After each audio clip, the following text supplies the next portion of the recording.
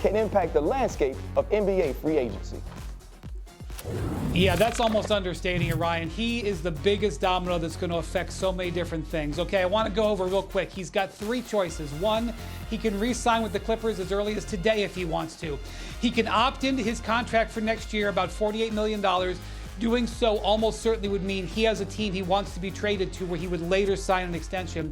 Or three, he could become an unrestricted free agent on Sunday evening and go out there and leave the Clippers with nothing. The reason this impacts so many different people are the teams that are involved in trying to get Paul George if he were to leave the Clippers. So for example, you have the Philadelphia 76ers. They have the most cap space out there, around $60 million. They are obviously interested in signing Paul George. They have to hold their other business, their other free agent aspirations until they see what Paul George's decision is. That decision could come today or tomorrow. It may not be into free agency.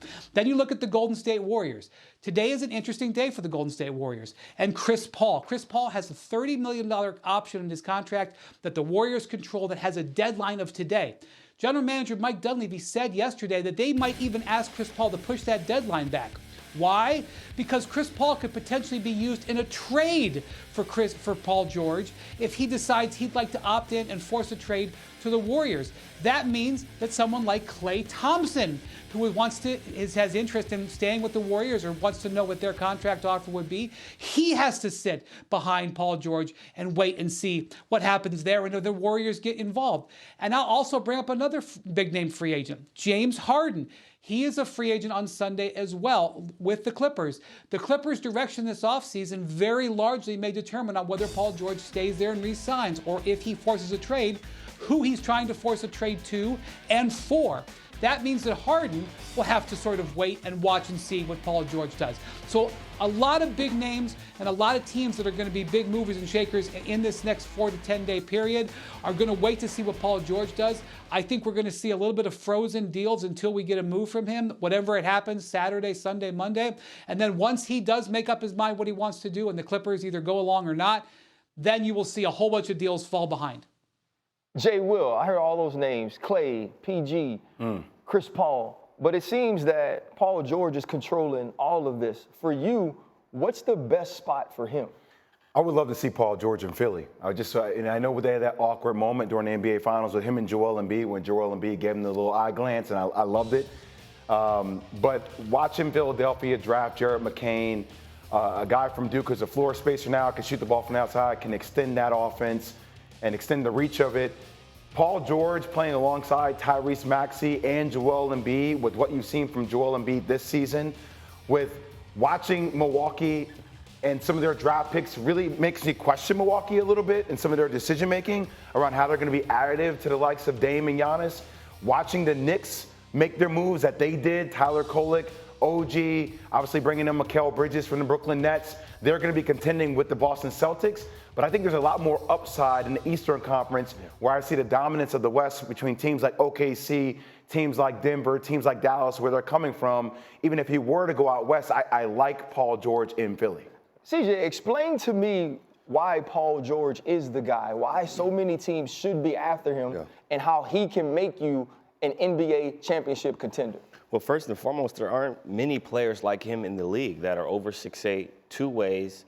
Call him Video Game P. The handle is there. He's got a midi. He can shoot the three, catch and shoot off the bounce, and he can go guard the other team's best player. There aren't many players like that available. There aren't many players like that who are in the prime of their career, who are potentially looking to try to win a championship. He talked about stability. He talked about culture, some of the things that he's looking forward to being a part of on his podcast. Shout out to Podcast P. But I think the special thing about PG is that he has a unique skill set that not many people possess, and it's not very often a player becomes an unrestricted free agent. As Wendy said, he has three options. He can opt in, he can opt out, or he can stay. And I think a lot of teams are waiting to see what happens because you're not going to be able to draft a player like that and develop him by the time Paul George is ready to play next season. He said stability and culture. There's no place like Golden State when you talk about those two things. If they make this run at PG, does it make them a title contender in the West? I think it gets them closer. I don't think it makes them a title contender. I still think there's other pieces that Golden State would need and some answers, some questions to some answers that they have to have. But I definitely think it helps. I think there's, from what we've seen with Klay Thompson, and Klay played better at the end of the year, but PG's at a different stage of his career, what he can do defensively. I think it gets him closer. I don't think it gets him over the hump, though.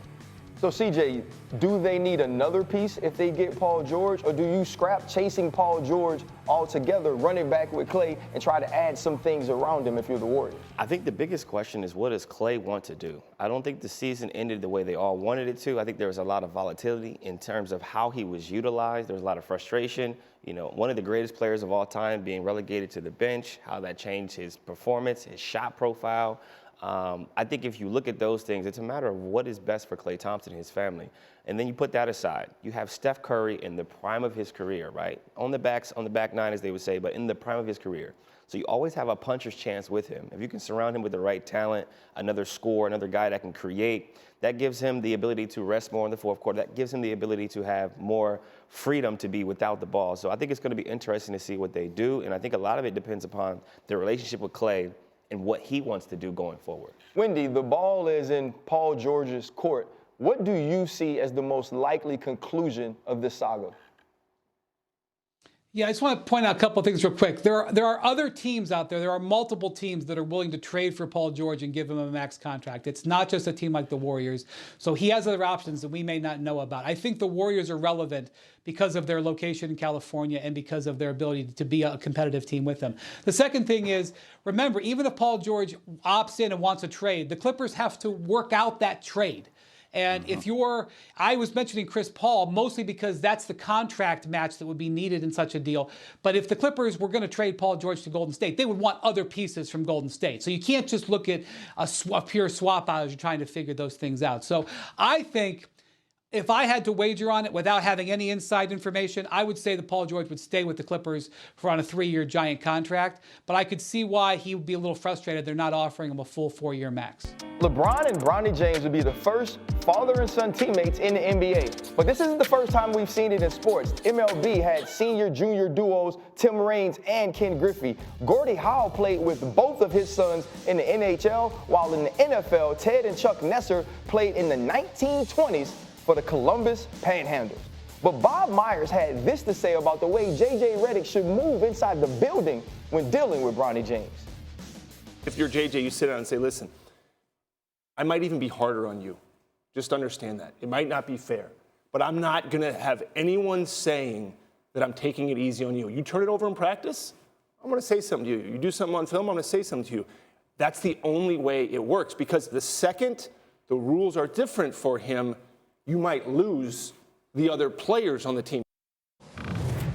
I know this morning we're being very basketball-y, but I had to bring my dog Dominique Foxworth in so we can go players only on this panel, but we needed a little football jazz to it as well. JWill, when you hear what Bob Myers says about the way Bronny James should be treated by J.J. Redick, what's your first thought? I just disagree with it. First off, Bronny ain't playing 25 minutes a night, right?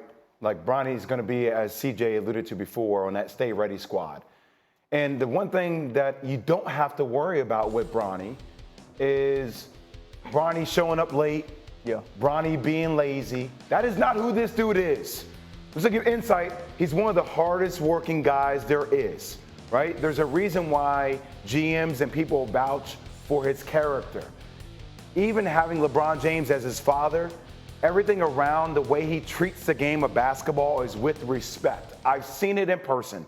I've seen there be games when he's playing in Las Vegas when he's really not going to know if he's going to play, coming off his heart issue, where he's there an hour and a half before anybody else, just getting shots up, working on his game. He stays afterwards.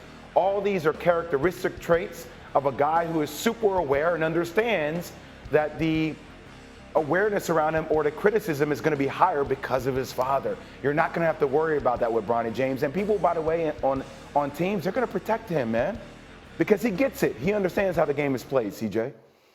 I agree, and I don't think it's necessarily JJ's responsibility to specifically focus on Bronny. Obviously, they're going to have a development plan for him and their other rookie, Dalton. They're going to continue to try to figure out ways to help them improve, but it's on the veterans on the team. It's on his dad. It's on Bron. It's on AD. It's on Reeves. It's on the rest of the squad, the guys that are actually playing to hold him accountable for his actions. That's what the great teams do. That's how you build culture. It's from within. You're governing yourself and you're governing each other. But I don't foresee him having any issues because LeBron is one of the most disciplined players to ever play the game of basketball. He's in year 20 plus, showing up to the arena 4 or 5 hours before the game. So what do you think Bronny's going to do? He's going to show up to the game 4 to 5 hours before it starts. He's going to have to anyway because from a developmental standpoint, you have to get ahead of the curve on your shot selection, on your reps, on your pick and roll, on your film. You have to do more and more and more because most of the world is expecting less. Dom, how do you think this is going to play out in the locker room for Bronny and the rest of the Lakers? Yeah, ultimately, sports is great because it's about what you bring to the game. Like, I think there's a lot of other baggage that comes with a bunch of different players. There's hype that comes with players. There's expectations that come with players. This is a lot more attention than the 55th pick is ever going to get. So there is going to be more attention on him, and it's going to be slightly different. But ultimately, either you can ball, you can bring value to your team or not. And that's how it's going to determine how the team feels about him and what happens in that locker room. And if he's taking people's minutes eventually, it's going to be because he's contributed. And no one's going to have a problem with that. It only becomes a problem if he takes minutes from people that feel like he doesn't deserve it. And I don't see that happening with this Lakers team or with, frankly, any team in professional sports that wants to get better and win. I think we've seen it in the locker room a lot, though, that somebody becomes the little bro for everybody, right? There's that one kid that you see something in, he has some potential, and so everybody's looking out for him. They're shooting with him early. He's obviously going to get to the game 4 or 5 hours early, CJ, because he's going to be riding with his pops. They can save on gas. But when you look at what Bron has done for his son, because yesterday I felt like I'd tell him not to draft him if they didn't want him, if they weren't going to use him correctly, allow him to develop. I look at it now as he's providing an opportunity. The same way that all of us will use our names, will use our faces, will use the things that we've accomplished to give our children opportunities. And now it's on Bronny James to find a way to contribute. Yeah. It was on Bronny James when he was elected to the McDonald's All-American game to go out and show that you belong. It was on Bronny James when he got an opportunity to go to the combine to go out and show that you belong. That's the exact same opportunity his father has given him now. Jay, what does Bronny James need to show when he walks into the locker room so he does gain the respect of all the players there for the Lakers? Same thing he's always showed, RC, like knowing him, like he's humble.